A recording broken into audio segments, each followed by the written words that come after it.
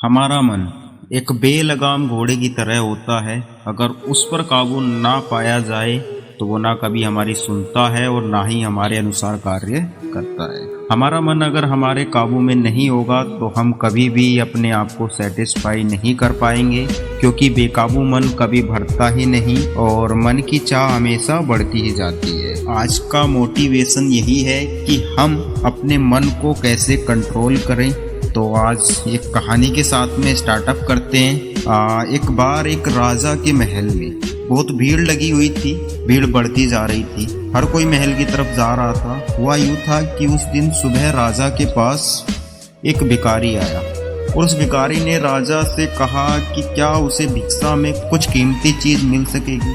राजा ने भी कह दिया कि कोई कमी नहीं है, जो चाहो मांग लो। लेकिन भिखारी ने एक बड़ी अजीब शर्त रख दी। उसने कहा कि वह भिक्षा तभी लेता है जब यह आश्वासन मिल जाए कि उसका भिक्षा पात्र पूरा भर दिया जाएगा। भिक्षु ने यह भी कह दिया कि मैं अधूरा भिक्षा पात्र लेकर नहीं जाऊंगा, अगर यह वचन दोगे तो ही भिक्षा लूंगा। राजा हंसा और उसने कहा, तुमने मुझे क्या समझ रखा है?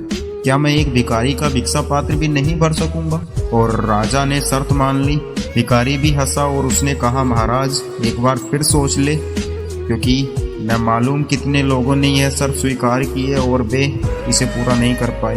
राजा ने मुस्कुराते हुए अपने वजीरे को कहा कि जाओ, अनाज के दानों से नहीं बल्कि हीरे मोतियों से इसके भिक्षा पात्र को भर दो। भिखारी ने दोबारा टोकने की कोशिश करी, पर राजा ने वजीरों से कहा, समय बर्बाद मत करो, जाओ और उसके भिक्षा पात्र को हीरे मोतियों से भर दो। वजीर बहुत से हीरे मोती लेकर आया और उसे भिखारी के भिक्षा पात्र में डाल दिए। भिक्षा पात्र में डालते ही वो हीरे मोती कहीं खो गए और भिक्षा पात्र खाली का खाली रहा। सुबह से दोपहर हो गई, लेकिन वो भिक्षा पात्र खाली का खाली ही रहा। राजा को समझ नहीं आ रहा था कि आखिर ये कैसा भिक्षा पात्र है। दोपहर से शाम हो गई, लेकिन वो भिक्षा पात्र अभी भी खाली था।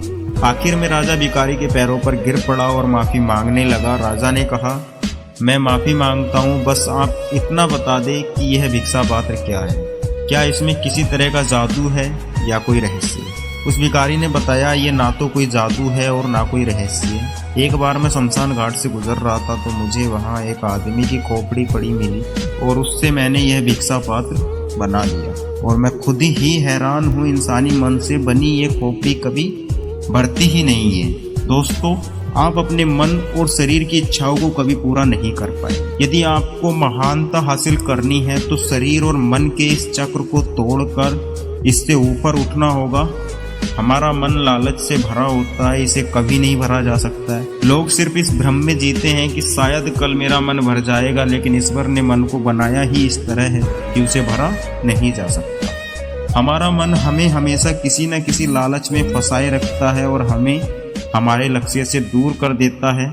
जो लोग अपने मन को कंट्रोल करके लगातार अपनी सफलता के लिए काम करते हैं, वही लोग दुनिया में आगे बढ़ पाते हैं। इसलिए अपने मन को ऐसी चीज़ों से हमेशा दूर रखें जो आपके जीवन में मुसीबत खड़ी कर सकती है। अपने मन को उतने में ही संतुष्ट रखना सीखें जितना आपको मिलता है। जरूरत से ज़्यादा चीज़ें की चाहत रखना अक्सर हमारे दुखों का कारण बनती है। दोस्तों, इस स्टोरी से ये सीख मिलती है कि हमें अपने मन को हमेशा बस में रखना चाहिए और चीज़ों को समझकर ही करना चाहिए, तभी हम लाइफ में बहुत आगे जा सकते हैं, ग्रो कर सकते हैं।